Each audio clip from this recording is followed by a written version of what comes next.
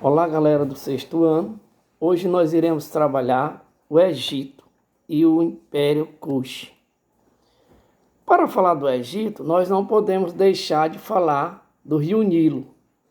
O Rio Nilo é de grande importância para os egípcios, pois nas suas inundações ele fertiliza todo o deserto africano e faz com que os povos do Egito possam produzir seus alimentos, criar seus animais.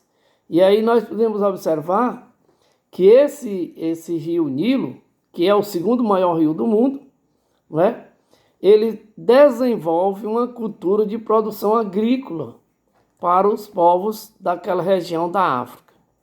E quando nós falamos do Egito, no início da formação dos povos daquela aldeia, depois de muitas lutas por terras férteis e o poder das terras, deram origem a dois grandes impérios, ou dois grandes reinos, que é o Alto Egito, que ficou com a parte alta da África, né? E o Baixo Egito. E esses dois grandes reinos ficou dividido em impérios. O Antigo Império, que foi um período de estabilidade do Egito, onde o Egito viveu momentos importantes de tranquilidade na sua parte econômica, na sua vida social. O Médio Império, que foi um período de grande expansão dos territórios dos egípcios, principalmente na região sul da África, onde houve um crescimento muito grande da parte da área do comércio, pois é uma região que tem bastante ouro e foi invadida e conquistada pelos egípcios. E o Novo Império, onde os faraós desse período organizaram um grande exército que contava com cavalaria e carros de combates, e saíram conquistando outros impérios, como é o caso do Império Kush.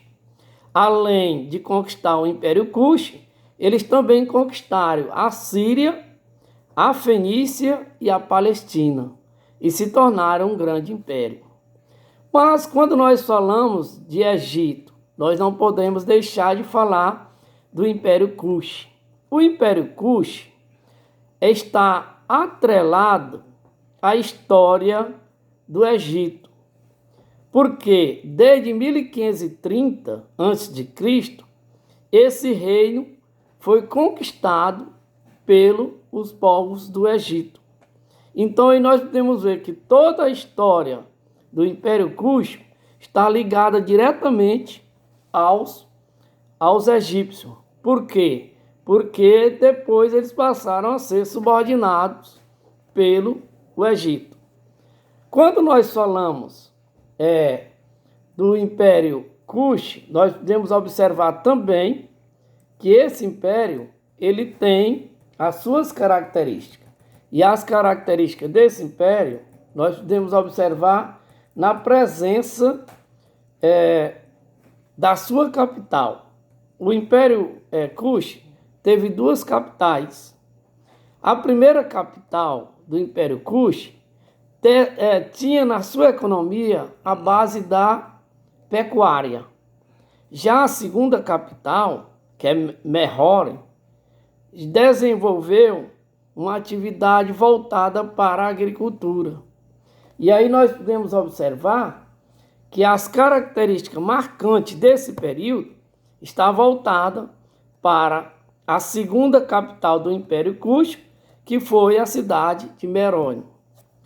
Esses cushitas também escolhiam seus reis baseados no modo original. Eles se reuniam com os vários líderes e faziam uma votação e escolhiam aquela pessoa que estava mais preparada para assumir o império.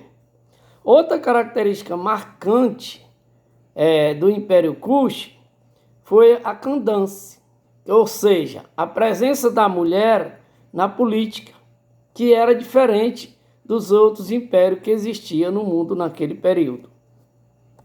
E a outra característica marcante era a pecuária e a agricultura desenvolvida por esses povos. Daí nós podemos observar que esse império ele era agrícola e pecuarista.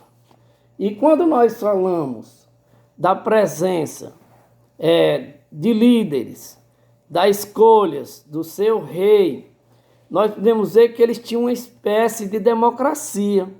Os líderes que estavam à frente de outras comunidades se reuniam e preparavam o lançamento de um nome, ou seja, aquele que estava mais preparado para ser o rei.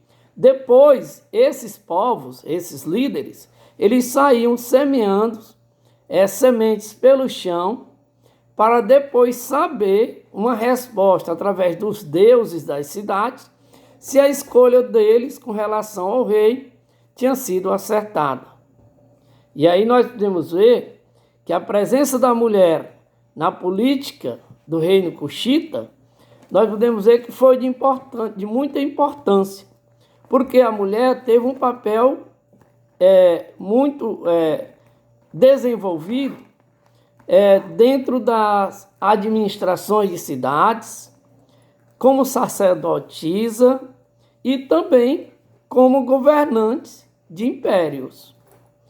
E quando nós falamos da economia do Império Cuxita, esse império, a sua economia estava baseada na criação de cabras, cavalos e burro, além de cultivarem também o trigo, a cevada e o sorgo.